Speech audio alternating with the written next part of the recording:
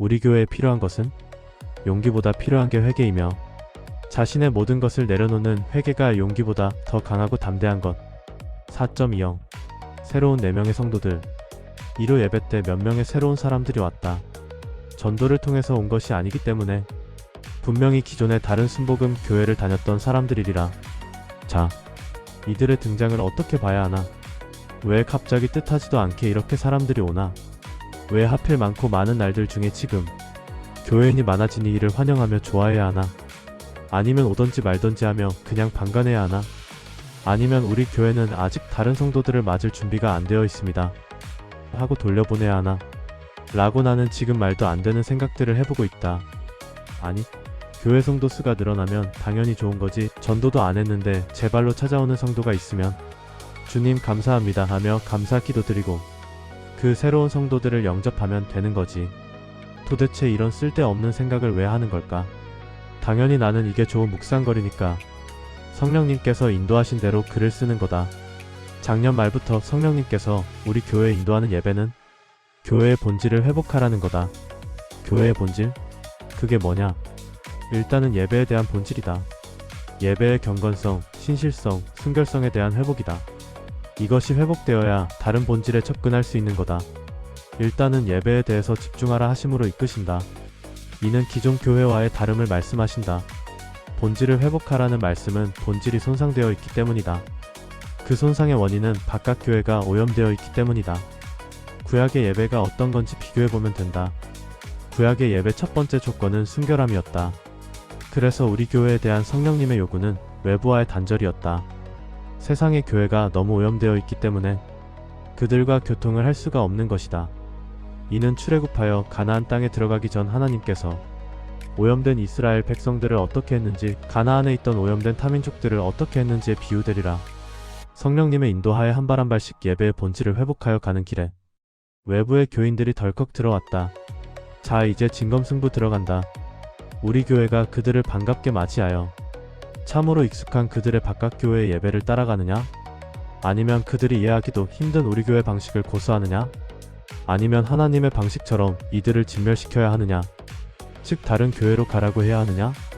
참 어려운 상황에 직면해 있다. 왜냐? 4명이라는 새로운 사람들의 수는 무시할 수 없는 규모이기에. 1라운드 결과는 이렇다. 찬송 도중 새로운 사람들의 등장으로 일단 목사님 당혹해 하셨다. 보지는 못했지만 음성으로 느껴진다. 그리고 원래 설교 원문의 내용과 바뀐 설교를 하셨다. 내용을 대강 들어보니 평상시의 스타일이 아니었다.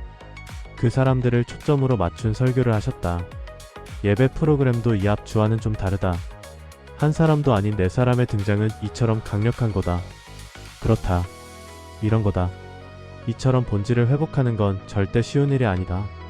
무엇보다 강하고 담대한 용기가 필요하다. 대한민국 전체가 가고 있는 길을 나 혼자 벗어나 홀로 터벅터벅 걸어간다는 건 확신과 용기가 없이는 불가능하다. 우리끼리 있어도 힘든 길을 건널 외부인까지 와서 보고 있으면 우리의 가는 길이 너무 어마어마한 길이기에 그들의 시선이 겁이 난다. 혹시 나 홀로 가고 있는 이 길을 저들이 어떻게 볼까? 과연 저들은 우리 길을 이해할 수 있을까? 이해 못해도 상관없지만 혹시 우리 교회에 대해 시비를 걸지는 않을까? 등등. 수많은 잡념들이 생기기 시작한다. 나는 알지 못한다. 교회의 수장으로서 그 책임을 100% 떠안고 가는 목사님의 심정을, 도저히 받아들일 수 없는 일에 대하여 바라보고 있어야 하는 그 심정을, 본인이 직접 하나님의 계시를 받은 것도 아니며 교회의 뿌리를 송두리째 뽑힐지도 모르는 일을 한 사람의 성도의 말만으로 해야 하는가 하는 그 답답한 심정을 그저 목사님, 성령님 힘 붙잡으세요. 이 말로 밖에 응원할 수가 없다. 용기의 문제가 아닐 수도 있다. 정작 필요한 것은 이 부분에서 좀 묵상이 필요했다. 회개다. 결국 글을 쓰다가 생각지도 못한 원점으로 돌아와 버렸다. 작년 처음 교회 회복에 대해 말할 때도 그 출발점이 회개였다. 결국은 그 자리로 돌아와 버렸다. 우리 교회에 필요한 것은 지금도 회개인가 보다. 용기보다 필요한 게 회개이며 결국 주님의 인도함으로 자신의 모든 것을 내려놓는 회개가 용기보다 더 강하고 담대한 것이다. 내 예배의 기도가 새로운 단계에 들어가니기에 발맞추어 우리 교회의 새로운 시험에 들어섰나 보다. 시험에는 또 다른 제사가 필요한가 보다. 더욱 큰 고통이 따르는 제사가 언젠가 회개가 되는 날 새로운 성도들에게 선포할 수 있을 것이다. 여러분에게 필요한 것은 조용기 목사님의 설교보다 여러분의 회개와 신실한 예배가 더 중요하다고. PS 새로운 사람들 중 어떤 사람들은 조용기 목사의 예배를 보러 오기도 했다. 이건 진짜 시험이다. 조 목사와의 단절이 가장 필요한 시점인데 PS 지난주 그리고 이번 주 고통의 예배를 통해 감당할 수 없는 은혜를 퍼부어 주시어 감히 어떻게 정리를 해야 할지 막막했다. 성령님 이끄시는 대로 편하게 하나하나 급하지 않게 풀어나가려 한다. 과격한 주님 만세.